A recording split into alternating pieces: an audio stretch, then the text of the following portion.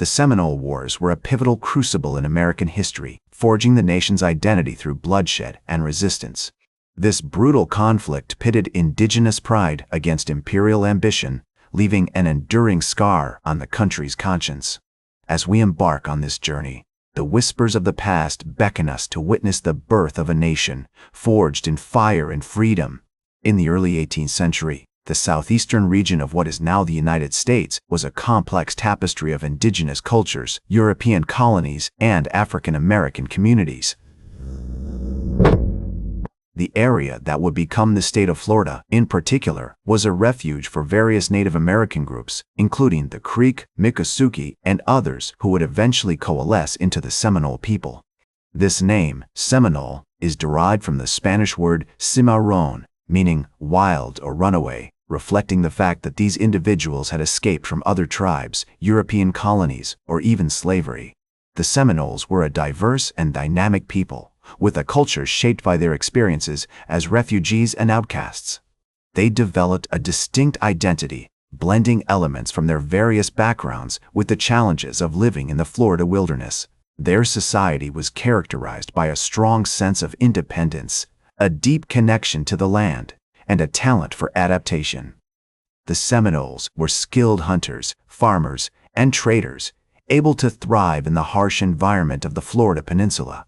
As the 18th century progressed, the Seminoles found themselves increasingly entangled in the conflicts between European powers, particularly Spain and Britain. The Spanish, who had controlled much of Florida since the 16th century, began to lose their grip on the region. In 1763, following the 7 Years' War, Spain ceded Florida to Britain, which led to a significant influx of British colonists and African American slaves. This shift in power dynamics created new challenges for the Seminoles, who had to navigate the complexities of British rule while maintaining their independence. One key figure in this period was Cowkeeper, a Seminole leader who would play a crucial role in shaping the tribe's relationships with European powers. Born around 1710, Cowkeeper was a skilled diplomat and strategist who had risen to prominence due to his intelligence, courage, and charisma. He was instrumental in negotiating treaties and trade agreements between the Seminoles and the British, walking a delicate balance between maintaining his people's autonomy and avoiding conflict with the more powerful colonizers. The years leading up to the American Revolution saw significant turmoil in the region, as the Seminoles and other Native American groups navigated the complex web of alliances and rivalries between European powers. The Proclamation of 1763, issued by King George III, attempted to establish a boundary between British colonies and Native American lands, but this effort ultimately failed to prevent encroachment and conflict. As tensions escalated, Cowkeeper and other Seminole leaders found themselves facing difficult choices about how to protect their people's interests in the face of growing European expansion. In 1774, the Regulating Act, part of a series of laws aimed at reorganizing British rule in North America, further restricted the rights of Native American groups, including the Seminoles. This move was deeply resented by the tribe, which saw it as an attempt to erode their sovereignty and limit their access to trade and resources. As the American Revolution gained momentum, the Seminoles found themselves drawn into the conflict, with some leaders, like Cowkeeper, opting to ally with the British in the hopes of resisting American expansion. This decision would have far-reaching consequences, as the Seminoles became increasingly entangled in the complexities of European and American politics. The fate of the tribe and that of the entire region hung precariously in the balance as the forces of history converged on the Florida Peninsula. The events of the late 18th century, particularly during the American Revolution, laid the groundwork for the conflicts that would soon engulf the Seminoles. As the 19th century dawned, the Seminoles stood at the threshold of a maelstrom, facing an uncertain future as the United States began its westward expansion, driven by a hunger for land, resources, and power. The early 19th century saw a significant escalation of tensions between the Seminoles and the United States government as American settlers and slave catchers began to encroach on Native American lands. The Seminoles, determined to protect their territory and way of life, resisted this expansion, leading to a series of skirmishes and battles that would eventually coalesce into the First Seminole War. This conflict, which lasted from 1814 to 1819, marked the beginning of a protracted and devastating struggle that would span decades, leaving deep scars on both the Seminole people and the United States. The First Seminole War was sparked by a combination of factors, including the increasing presence of American settlers, the Seminoles' refusal to surrender their land, and the U.S. government's determination to expand its territory. The conflict began in 1814 when General Andrew Jackson, who would later become President of the United States, led a military campaign against the Seminoles, seeking to punish them for their perceived insolence and to assert American authority over the region. As the war dragged on, the Seminoles found themselves facing a formidable foe with superior numbers, firepower, and logistics. Despite being outgunned and outmanned, the tribe put up a fierce resistance, employing guerrilla tactics, ambushes, and hit-and-run attacks to harass and disrupt American forces. The conflict was marked by numerous battles, including the Battle of Negro Fort, which saw the destruction of a key Seminole stronghold, and the Battle of Suwanee, where American troops clashed with a large force of Seminole warriors. The First Seminole War ultimately ended in defeat for the Seminoles, as they were forced to cede significant amounts of land to the United States government. The Treaty of Moultrie Creek, signed in 1823, marked a major turning point in the conflict, as it established a reservation for the Seminoles and provided for their removal from their ancestral lands. However, this treaty was short-lived, as the Seminoles soon found themselves facing renewed pressure from American settlers and the U.S. government, which sought to expand its territory and assert its authority over the region. This war, which lasted from 1835 to 1842, saw the Seminoles employ increasingly desperate tactics, including raids on American settlements and the destruction of infrastructure, in an effort to resist the relentless encroachment of American forces. The conflict was marked by numerous battles, including the Battle of the Withlacoochee, where a large force of Seminole warriors clashed with American troops, and the Battle of Lake Okeechobee, which saw the destruction of a key Seminole stronghold. As the Second Seminole War drew to a close, the Seminoles found themselves facing an uncertain future, as they were forced to confront the reality of their defeat and the loss of their ancestral lands. The conflict had taken a devastating toll on the tribe, with thousands of Seminoles killed, displaced, or forcibly removed to Indian Territory, present-day Oklahoma. The war had also left deep scars on the United States, as the country grappled with the moral implications of its actions and the consequences of its westward expansion. As the Second Seminole War drew to a close, the U.S. government's efforts to remove the Seminoles from their ancestral lands intensified. The Indian Removal Act of 1830, signed into law by President Andrew Jackson, had already set in motion a series of forced relocations that would ultimately affect tens of thousands of Native Americans, including the Seminoles. In Florida, the U.S. Army, led by General Thomas Jessup, worked tirelessly to round up and transport Seminole warriors, women, and children to Indian Territory. One notable figure who played a significant role in this period was Coacoochee, a Seminole leader who had risen to prominence during the Second Seminole War. Born around 1800, Coacoochee was known for his bravery, intelligence, and unwavering dedication to his people. Despite being captured by American forces in 1841, Coacoochee continued to resist removal, eventually escaping from captivity and leading a small band of followers back into the Florida wilderness. The U.S. government's attempts to capture Coacoochee and other Seminole leaders were often thwarted by the tribe's intimate knowledge of the land and their skillful use of guerrilla tactics.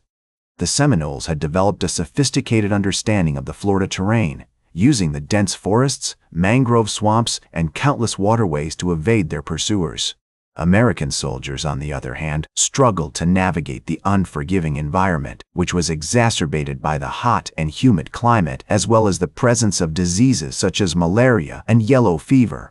As the removal efforts continued, many Seminoles were forced to march long distances, often under harsh conditions, to reach the designated relocation areas. The Trail of Tears, a brutal and devastating series of forced relocations that occurred during this period, saw thousands of Native Americans, including Seminoles, Cherokee, Muskogee Creek, Chickasaw, and Choctaw, removed from their ancestral lands to Indian Territory. This traumatic event had a profound impact on the affected tribes, leading to significant loss of life, cultural disruption, and long-lasting psychological trauma. In Florida, the U.S. Army's efforts to pacify the region were led by General William Jenkins Worth, who oversaw the construction of a series of forts and military outposts designed to control key areas of the state. Forts such as Fort Brooke, Fort King, and Fort Mellon were established to provide a military presence in the region and to serve as bases for operations against the Seminoles.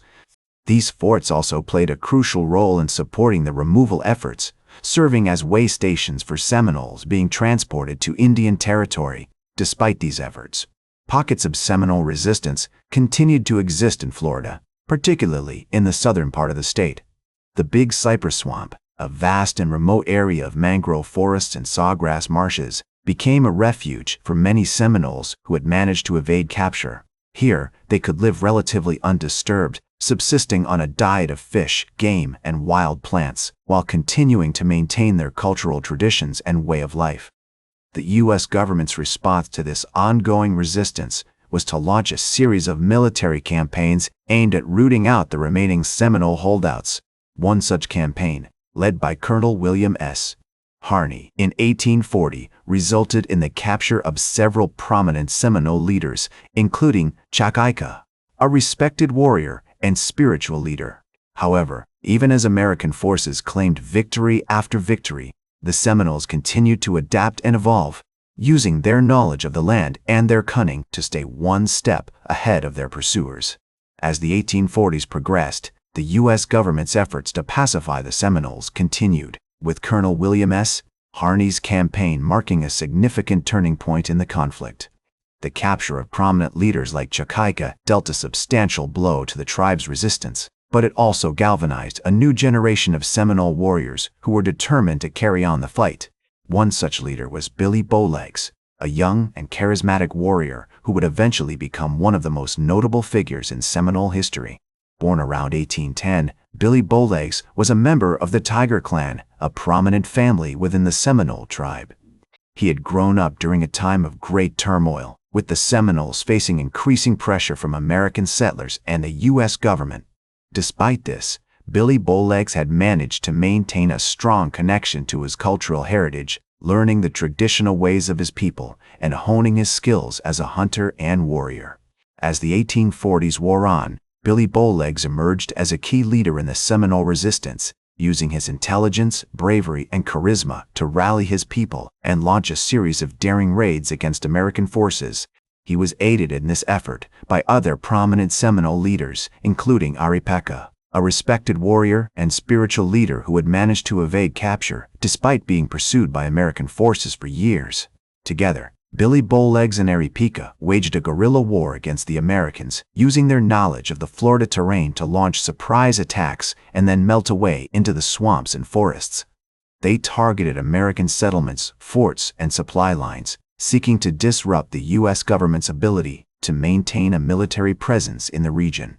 One notable example of Billy Bowlegs' cunning and bravery came in 1849 when he led a raid on the American settlement of Fort Meade. The fort was a key outpost in the region, serving as a supply depot and barracks for American troops. Billy Bowlegs and his warriors launched a surprise attack on the fort, using their knowledge of the surrounding terrain to outflank the American defenders and catch them off guard. The raid was a success, with the Seminoles managing to destroy a significant portion of the fort's supplies and equipment.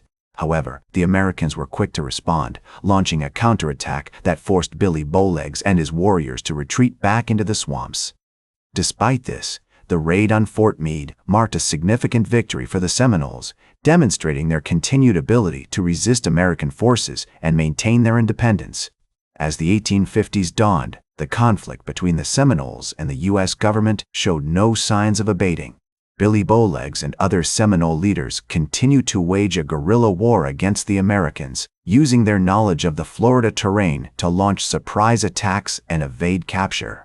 The U.S. government, meanwhile, remained committed to its policy of removing the Seminoles from their ancestral lands, with American forces launching repeated campaigns to root out the remaining Seminole holdouts. The Third Seminole War, which would last from 1855 to 1858, would prove to be the most devastating conflict of all, with both sides suffering heavy losses and the very existence of the Seminole tribe hanging in the balance.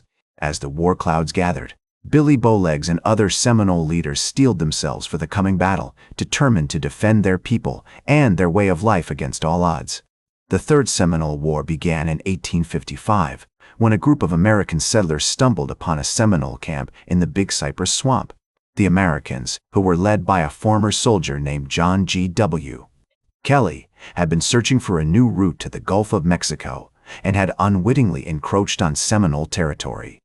The Seminoles, who were led by Billy Bowlegs, responded quickly to the intrusion, launching a surprise attack on the American party and killing several of its members. The incident sparked a wider conflict, with American forces launching a series of campaigns against the Seminoles in an effort to root out their remaining holdouts. The Seminoles, meanwhile, continued to use their knowledge of the Florida terrain to launch surprise attacks and evade capture. Billy Bowlegs emerged as a key leader in the conflict, using his intelligence and bravery to rally his people and launch a series of daring raids against American forces. One notable example of Billy Bowlegs' cunning came in 1856 when he led a raid on the American settlement of Fort Myers. The fort was a key outpost in the region, serving as a supply depot and barracks for American troops.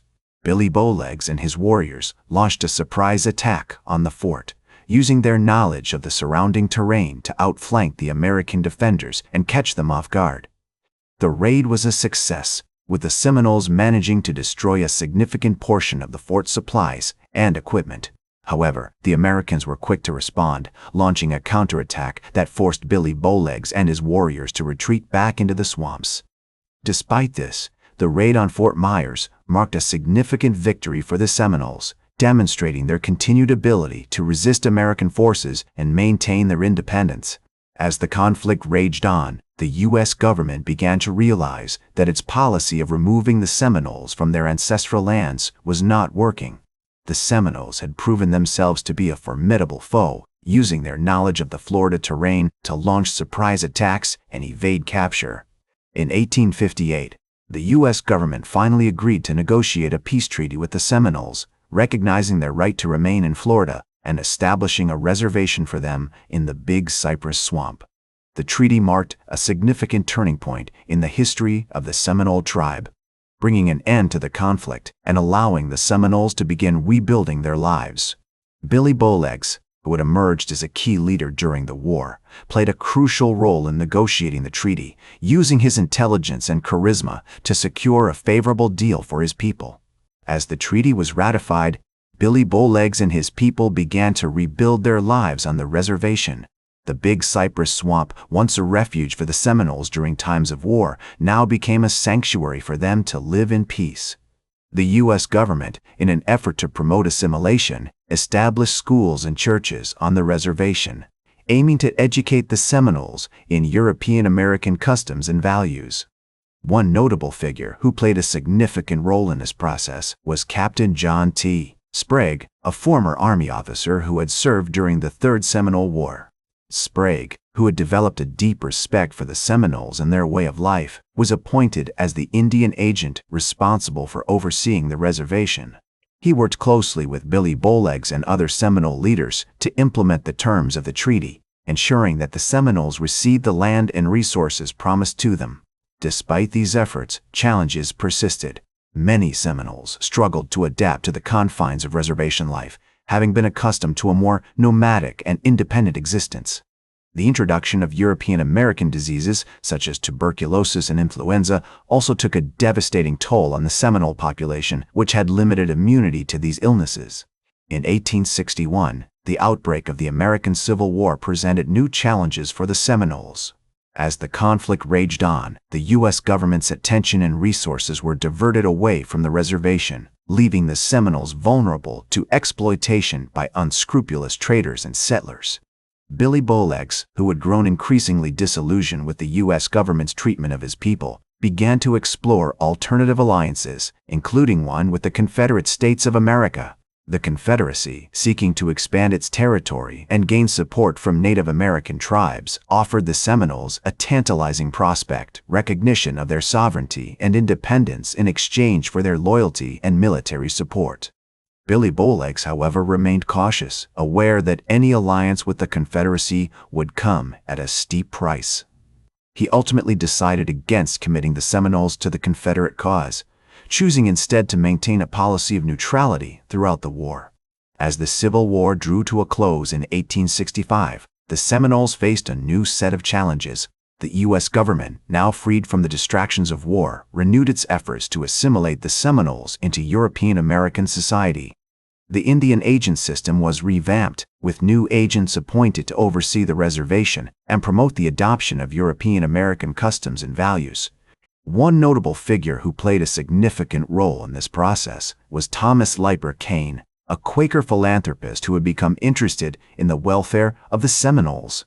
Kane, who had visited the reservation and developed a deep respect for the Seminole way of life, worked tirelessly to promote the interests of the tribe, advocating for their rights and dignity in the face of ongoing encroachment by European American settlers. In 1868, the U.S. government established the Indian Affairs Office, which would oversee the administration of Native American reservations across the country.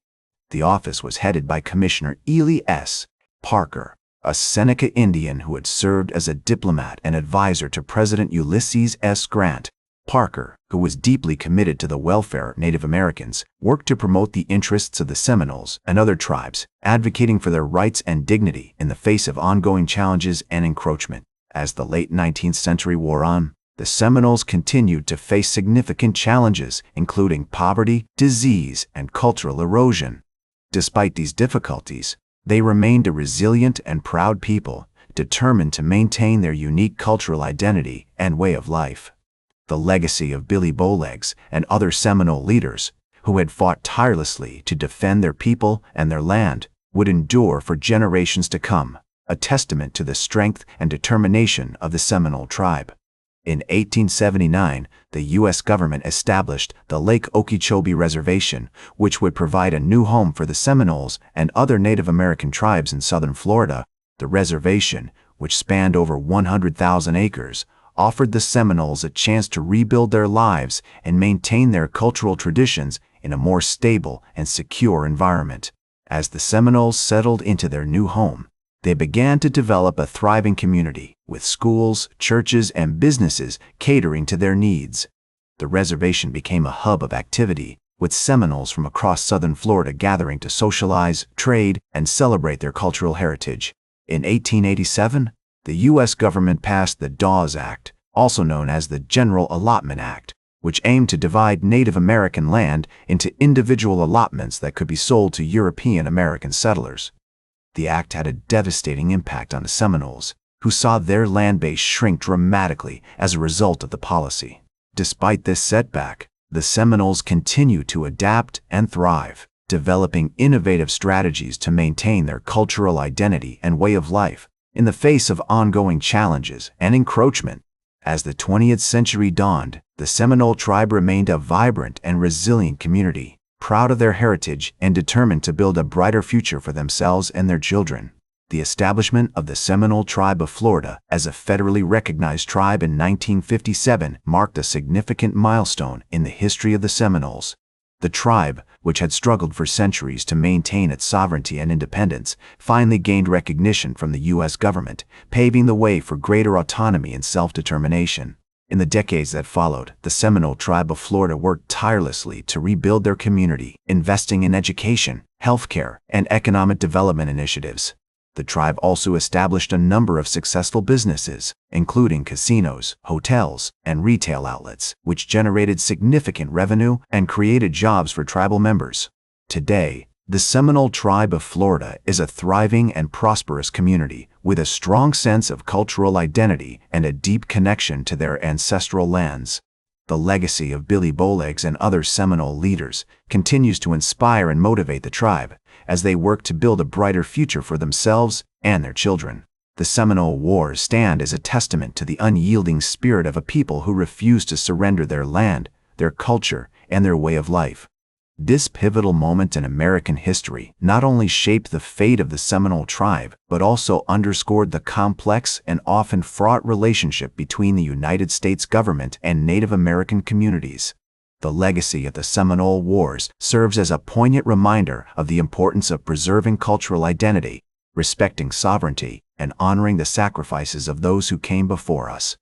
Thank you for joining me throughout this historical journey. That's all for today's History with Herodotus.